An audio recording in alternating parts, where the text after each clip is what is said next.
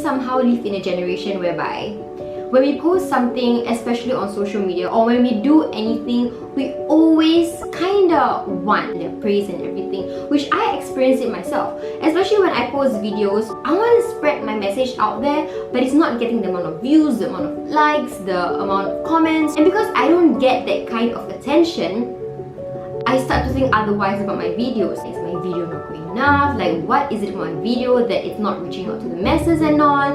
But if I were to let my opinions of myself be affected by other people's opinions, then, you know, so you always have to work on yourself. You can't always rely on other people's praises to make yourself feel better. You need to tell yourself positive things. You need to feed yourself those positive thoughts, and that is how you build your self-worth. If you are hustling and you're working on something that you are passionate about, and someone who is very successful in the line you're working on tell you that you're not good enough, just because it is successful doesn't mean what he says is true.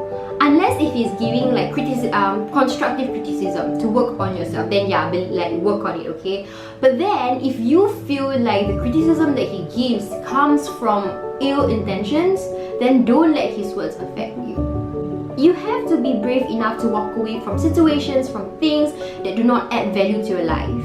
The reason I say brave is because sometimes walking away from certain things end up as being alone. And if you don't have that self-belief, that self-drive, inner love, self-love, that kind of thing, you tend to feel lonely and you start to have all these negative thoughts, and because of that fear of being lonely, you go back to that situation that actually doesn't really bring any good in you. It's such a selfless thing to put other people's needs before you. But how are you gonna give other people love if you don't have the love for yourself?